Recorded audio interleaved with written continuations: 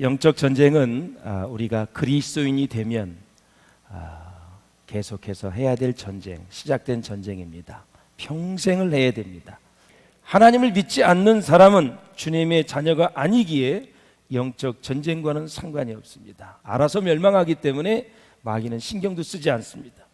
우리가 예수를 믿어 하나님의 자녀가 되는 순간부터 마귀와 영적 전쟁이 시작이 되는 것입니다. 그러므로 우리는 초신자 때부터 생명을 다하는 그날까지 영적 전쟁을 해야 된다.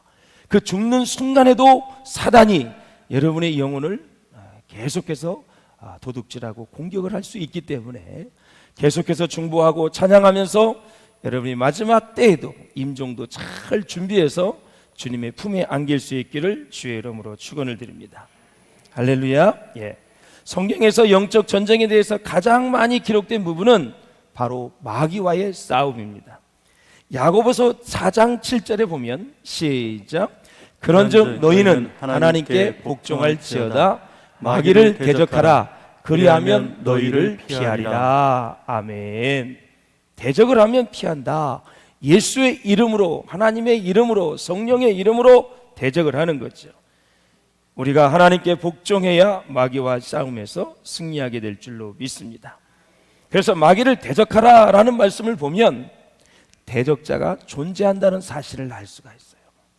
싸움의 대상이 있는 거예요. 영적 전쟁은 눈에는 보이지 않아요. 영적인 존재이기 때문에 마귀는 눈에 보이지 않아요. 그러나 어마어마하게 우리의 생각과 마음과 우리 모든 영혼에 큰 영향을 끼칠 수 있다라는 것입니다. 모든 싸움은 상대방이 있습니다. 우리가 대적해야 할 상대방은 마귀입니다. 마귀를 예수의 이름으로 명할 때 마귀가 우리를 피하게 됩니다. 그러나 마귀는 심판이 끝나고 영원한 지옥 불구덩이에 떨어질 때까지 계속해서 역사하고 활동을 할 것입니다. 그래서 지금 당장 내쫓았다고 해서 완전히 우리는 자유로운 존재가 아닙니다. 마귀는 계속해서 우리를 미혹하고 우리를 유혹할 수 있는 존재이기 때문에 그래요. 베드로전서 한번 같이 보겠습니다. 시작. 근신하라 깨어라 너희 대적 마귀가 우는 사자같이 두루다니며 삼킬 자를 찾나니 너희는 믿음을 굳건하게 하여 그를 대적하라. 이는 세상에 있는 너희 형제들도 동일한 고난을 당하는 줄을 알미라. 아멘. 그렇습니다. 성경이 마귀를 우는 사자로 비유합니다. 어느 문헌에 보니 사자는 7일 동안 굶겼을 때가 가장 날카롭게 무섭게 달려든다고 합니다. 왜냐하면 7일이 지나면 너무 허기가 져서 죽을 준비를 하고 있기 때문에 그런다 그래요. 이 마지막에 가장 절정의 순간이 7일째라 그래요. 우는 사자는 허기가 져서 가장 사나워진 상태의 사자를 말하는 것인데, 그래서 우는 사자는 언제든지 틈만 있으면 계속해서 공격을 하려고 하는 거죠. 마귀도 우는 사자와 같이 우리의 틈을 주시하고 있다라는. 그래서 우리는 마귀를 대적하기 위해 싸울 준비를 해야 되고 믿음을 굳건하게 해야 될 줄로 믿습니다. 여러분. 성도 중에 마귀의 존재를 매일 인식하고 대적하며 사는 사람은 제가 목회해 보니까 그렇게 많지 않습니다. 진짜 내 생각과 마음과 배후에 마귀가 지금 역사하고 있다는 사실을 인지하는 사람이 그렇게 많지 않습니다. 예수를 믿는다 말하지만 매일 우리의 탐심, 탐욕, 미혹, 분노, 시기, 질투, 유혹에 넘어가지만 사실 배후에 역사하는 이 마귀를 인지하지 못합니다. 우리의 거짓말, 도둑질, 이간, 사단질, 이 죄악의 모습들 배후에는 악한 영의 역사가 있다라는 사실을 꼭 기억하셔야 됩니다. 그러나 마귀의 정체를 아는 사람은 이 죄인의 배후에 있는 악한 영의 존재를 알기 때문에 사람을 미워하지 않습니다. 이 정체를 알게 되면 이 배후의 역사는 악한 마귀가 그렇게 아주 저주스러울 정도로 미운 것입니다. 사람을 미워하지 말고 이 마귀를 대적할 수 있기를 주의 이름으로 축복합니다. 저 사람은 왜 저렇게 거짓말을 많이 해? 그 배후에서 악한 영이 역사하고 있기 때문에 그래요. 악한 영이 역사하도록 판을 만들어 준 거예요. 자기 심령이. 악한 영이 마음껏 그렇게 할 수 있도록. 그래서 영적으로 성숙한 사람은 영적인 전쟁을 통해서 죄인의 배후에 역사하는 마귀를 몰아내는 것입니다. 그래서 성경에서 마귀가 계시록 12장 9절에 보면 요한계시록에 온 천하를 꿰는 자다 그랬어요. 이 꿰는 자는 속이는 걸 얘기하는 거예요.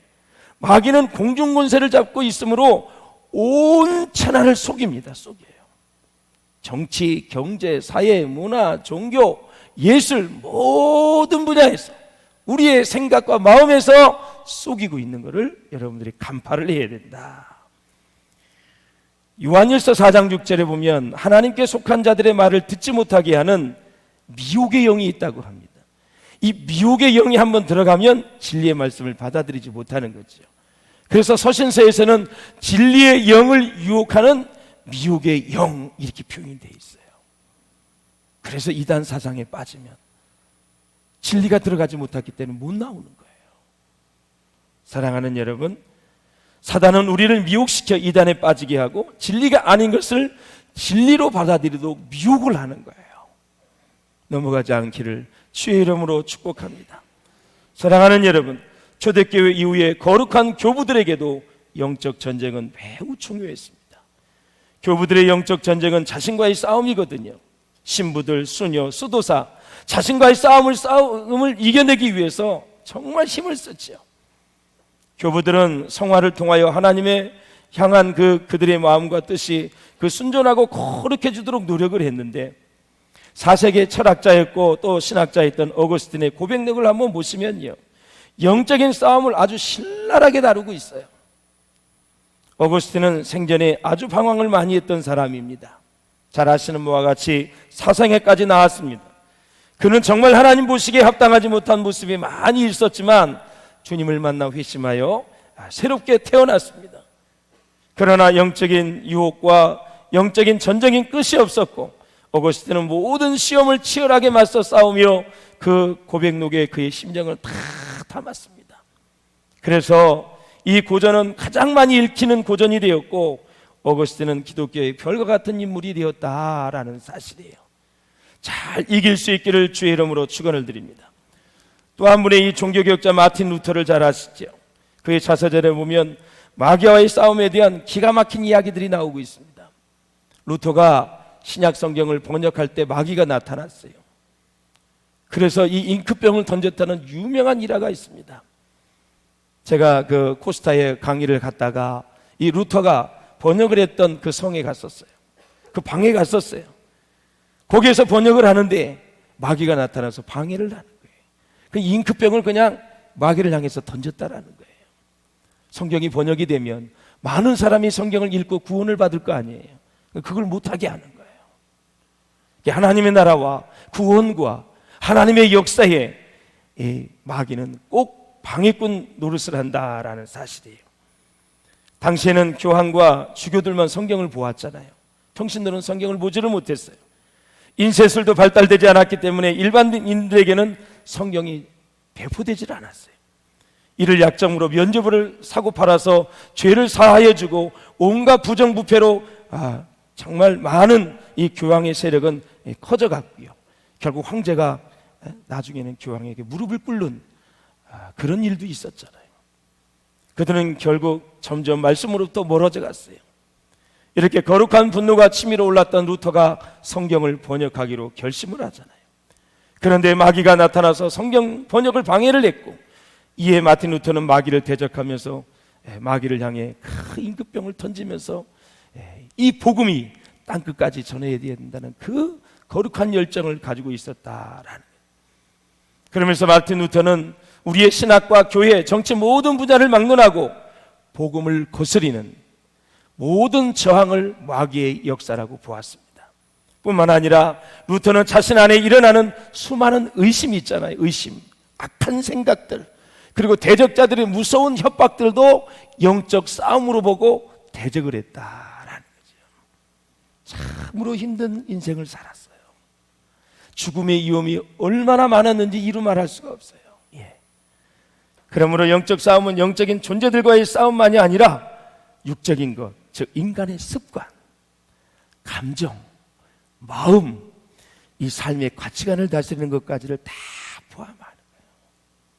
여러분은 세상적인 가치관을 가지고 살다가 교회에 오면 성경적 가치관을 얘기하잖아요. 이게 싸움이야. 가치관의 싸움이에요. 가치관이 싸울 때 서로 이제 선택을 해야 되는 거거든요. 뭘 선택을 하나? 주일날 교회를 갈까 말까? 이걸 가지고 고민하는 사람은 아직 모르는 사람들이야. 예수 그리스도의 십자가의 부활을 모르는 사람들이야. 주일날은 거룩한 주님의 날, 복된 날, 예배를 통해서 힘을 얻고 복을 받는, 은혜를 받는 놀라운 축복의 날인 줄로 믿습니다. 이 날을 사모하시고 날마다 말씀에 귀를 기울이고 기도의 자리를 지키면 우리는 승리하게 될 줄로 믿습니다. 신앙생활의 힘든 이유는 바로 뭐냐? 예수를 믿음으로 구원받는 것이 끝이 아니기 때문에 그래요. 그때부터 영적 전쟁이 시작되어서 죄악된 모든 습관이 성화될 때까지 내 안에서 계속 부딪히는 거예요. 예수 믿고 다 교회 나오면 다 잘되면 얼마나 좋아, 세상 일이. 그런데 마귀가 시기 질투하거든요. 그래서 막 낭망하게 만들고 절망하게 만들고 실망하게 만들고 얼마나 방해 세력이 많은지 이루 말할 수가 없어요. 우리 새신자들 그걸 이길 수 있기를 바랍니다. 초신자들 이겨야 돼, 이겨야 돼. 예. 아유, 오늘 받고 갔더니 집에서 별일이 다 생겨. 예. 그것도 이기셔야 돼. 예. 마귀는 얼마든지 해방할 수 있는 존재거든요. 그것을 다 이기고 제압하고 승리할 수 있기를 주의 이름으로 축원합니다.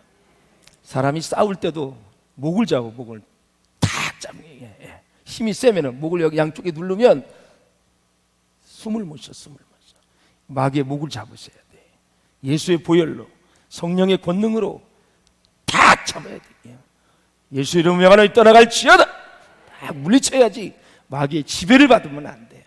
이길 수 있기를 주의 이름으로 축원합니다. 오늘 본문에 보면 기드온의 300용사가 나와요.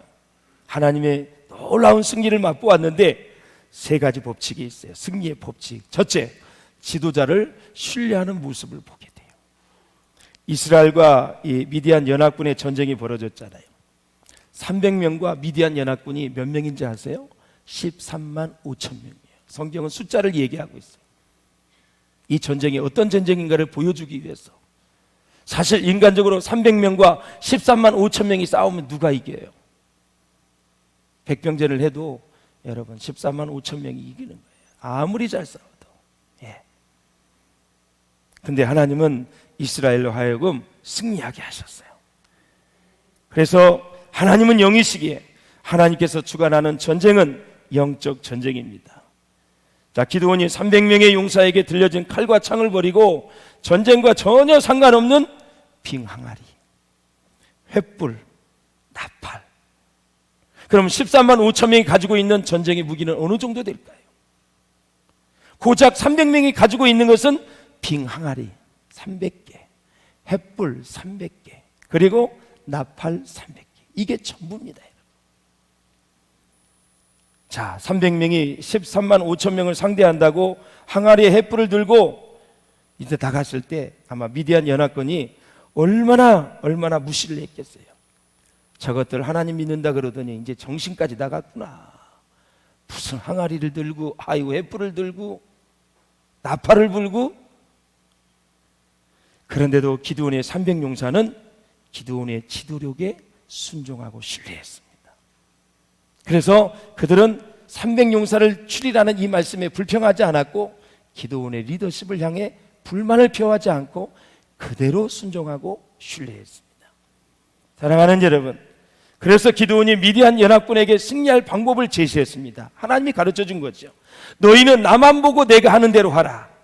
기드온은 하나님이 시키는 대로 순종하여 전쟁에 그대로 실행을 했습니다.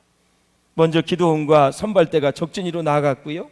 바수꾼이 교도하는 순간에 오른쪽에서 나팔을 불었어요. 왼쪽에서는 항아리를 깨부수고 여호와와 기드온의 칼이야 하고 계속 적진으로 외쳤어요. 그러니 그렇게 숨막히는 긴장되는 전쟁에 막 소리를 들렸어. 여호와와 기드온의 칼이야. 이처럼 영적 전쟁은 지도자가 중요합니다. 지도자가 흔들리면 모두 흔들릴 수밖에 없습니다. 그러기 위해서는 이 지도자는 항상 영적 전쟁의 선봉에 서야 됩니다. 그 자리가 어디예요? 바로 기도의 자리입니다. 기도회를 이룬 누가 나갈 수가 없다고 말씀하셨어요. 예수님은 제자들에게 한 시간도 너희는 나와 함께 기도할 수 없더냐 말했어요. 모세가 이끌었던 시대, 출애굽 세대를 광야 세대라 그래요. 여호수아가 가나안에 정복했던 그 모든 세대를 정복 세대라 그래요. 그리고 가나안 땅에 들어갔는데 그들이 가나안 땅에 들어가서 사사시대에 살았던 세대를 다른 세대, 하나님을 알지 못하는 사람들, 이런 사람들을 가리켜서 다른 세대라 그러는 거예요. 하나님을 알지 못하니 하나님이 하신 일도 이해를 못하고 알지 못하는 거예요. 그 세대가 사사시대의 그 자손들이었었어요. 여호와를 알지 못해요. 사랑하는 여러분, 그래도 여호수아 덕분에, 지도자 모세 덕분에 광해 세대와 정복 세대는 그래도 버텨낼 수 있었어요. 그런데 사사시대는 이전의 두 세대와는 달라요. 다른 세대, 하나님을 몰라요. 그들은 이미 자신의 토주를 소유하고 있었어요. 가나안 땅에서 농사와 목축으로 자신의 생계를 유지하고 있었습니다. 자신이 노력하면 얼마든지 풍요로운 삶을 살아갈 수 있는 그 시대가 사사시대입니다. 그러므로 이스라엘 백성들은 지도자에게 순종하지 않아도 생존권이 보장되기 때문에 그들은 여호와를 떠나기 시작을 합니다. 이거 무서운 말씀이에요. 귀 담아 들어야 됩니다. 예수를 안 믿어도 그냥 직장 다니고 사업을 하면 먹고 삽니다. 여러분. 기술이 없어서 여러분 품앗이 일을 해도, 건축 현장에 가서 일을 해도 다 먹고 삽니다. 여러분, 애굽에 있을 때 이스라엘 백성을 생각해 보세요. 고센 땅은 임대를 해준 거예요. 자기 땅이 아니에요. 이 목동을 하기 때문에 고센 땅을 다 임대를 받아서 살다가, 노예로 살다가 광야에 가서 40년 동안 또 살았어요. 아무것도 풀이 자라지 않고 곡식이 자라지 않는 만나와 여러분 생수만 먹었던 이스라엘 백성들이에요. 그런데 가나안 땅에 들어가서 자기 소유가 생기기 시작을 했어요. 내가 농사를 지으면 먹고 살 수 있게 됐어요. 그러면 그 농사를 지어서 열매를 맺게 하신 분이 누구예요? 하나님 아니십니까? 하나님을 잊어버리는 거예요. 사람이 생존권이 보장이 되면 종교에 대한 생각이 멀어지게 돼 있어요. 배가 부르고 등이 따뜻하면 하나님을 잘 의지하지 않는다는, 바꿔서 말씀드린 그 말씀이에요. 이스라엘 백성들은 지도자에게 순종하지 않아도 생존권이 보장이 되었기에 그들은 하나님을 떠나게 되었고, 사사시대는 그렇게 어려운 시대를 겪어야만 될 수밖에 없었어요. 이런 시대적 상황에서 기드온의 300용사는 지도자를 신뢰하며 하나님께 나아갔던 놀라운 축복의 현장, 승리의 케이스예요. 하나님을 의지하며 살라는 거예요. 300명 가지고도 연합군을 이길 수 있다, 13만 5천 명을 이길 수 있다라는 것을 보여주는 거예요. 그러니 하나님을 의지하고 살아라, 다시 하나님께 돌아와라, 그런 말씀이에요. 사람은 성공을 하고 부유해질수록 자기 주장이 강해집니다. 반대로 실패하고 가난할 때는 겸손하고 순종도 잘합니다. 왜? 의지할 곳이 하나님밖에 없기 때문에 그래요. 사람이 한 번, 두 번의 순종은 쉬운 일이 아닙니다. 계속해서 순종하는 게. 자, 여리고 성이 무너진 걸 보세요. 계속 정말 6일 동안 순종하여 성을 돌았는데 벽에 금이 하나도 안 갔어. 뭔가 좀 금이 가고 뭐 부서지는 소리가 나야 더 돌 수 있겠잖아요. 금 하나도 가지 않는 거예요. 그런데 7일째 6바퀴를 계속해서 돌았을 때, 하나님을 불렀을 때 여리고성이 완전히 무너지고 말았어요. 참 놀라운 일입니다. 사랑하는 여러분, 그래서 한 성서학자는 이렇게 말했어요.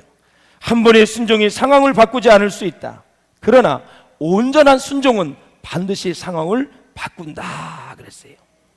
한 번의 순종으로 기적이 일어나지 않지만 지속해서 연속적으로 순종을 이어나가면 상황에 기적을 만들어낼 수 있다라는 사실이에요. 아마 여리고성을 돌을 때 6일 동안 돌다가 탈락된 사람이 있을 거예요. 어느 문헌에 보니까 하루 돌다가 탈락한 사람이 있고, 이틀 돌다가 그만둔 사람이 있고, 5일째, 6일째 돌다가 그만둔 사람이 있어요. 안 믿는 거죠. 아이, 나는 안 돈다고. 그런데 6일째를 돌고 7일째 여러분 6바퀴를 돌았을 때 성이 무너진 걸 보고 무슨 생각을 했을까요, 여러분? 하나님은 살아계시구나. 하나님께 순종했더니 이런 일도 일어나는구나. 놀랍습니다, 여러분. 사랑하는 여러분, 순종할 때 하나님이 주시는 평안과 기쁨과 구원의 확신, 말씀의 풍성함을 주신다는 것을 잊지 마시고요, 순종은 말씀대로 사는 것이기 때문에 이 진리를 깨닫게 되면 내가 손해를 보고 억울함을 당하고 어떤 고난이 와도 말씀을 지키며 기쁨을 잃어버리지 않습니다. 그래서 성경은 순종 자체가 복이라고 얘기합니다. 순종했더니 뭔가 나와야 되는 거, 결과물이 나와야 되는 거, 그거 안 나와도 순종 자체가 복이라고 하고 있어요. 그 순종을 보시고 하나님 다른 방향으로 또 복을 주시는 분이에요. 순종 자체가 복이에요. 기도 자체도 복이고요. 두 번째, 함께 나팔을 불고 승리의 함성을 외쳤습니다. 자, 이 300명의 용사가 오른손에는 나팔, 왼손에는 횃불을 들었습니다. 있는 힘을 다해서 여호와와 기도원에 가리여 하고 외쳤습니다. 사랑하는 여러분, 적군이 갑자기 이제 도망을 가기 시작하는데 미디안 진영 가운데 자중질환이 일어났습니다. 성경에 보면 친구가 친구를 죽이는 거예요. 같은 동료가 동료를 죽이는 거예요. 이스라엘 백성 300명은 단 한 명도 죽지를 않았어요.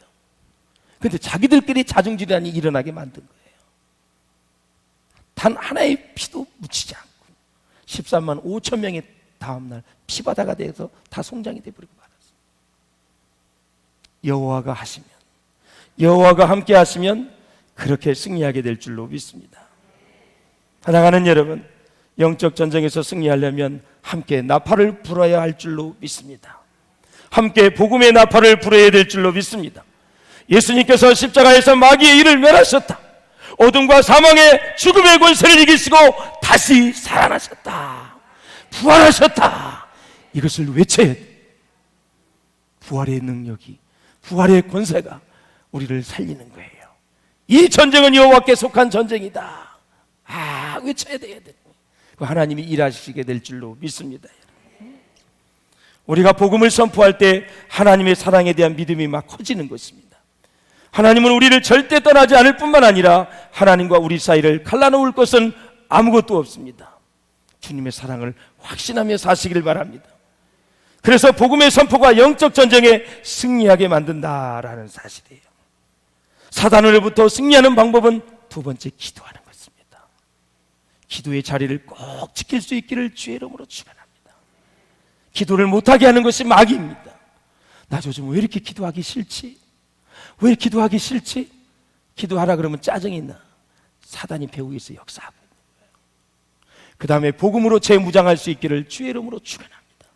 피 묻은 예수의 복음, 나를 살리신 복음, 나를 구원해 주신 복음, 나를 죄 가운데서 건져주신 이 피 묻은 복음, 이 복음을 의지하고 믿고 나아갈 때 우리는 승리하게 되어 있는 거예요. 사랑으로 섬기고 기도의 자리를 지키고 복음의 능력을 다시 한번 회복할 때 우리는 마귀와의 전쟁에서 승리할 수 있다라는 것입니다. 예수님이 이미 부활의 능력으로 승리하셨으니 예수님을 의지해서 다 승리하는 우리 비전교회 성도들 될 수 있기를 주의 이름으로 축원합니다.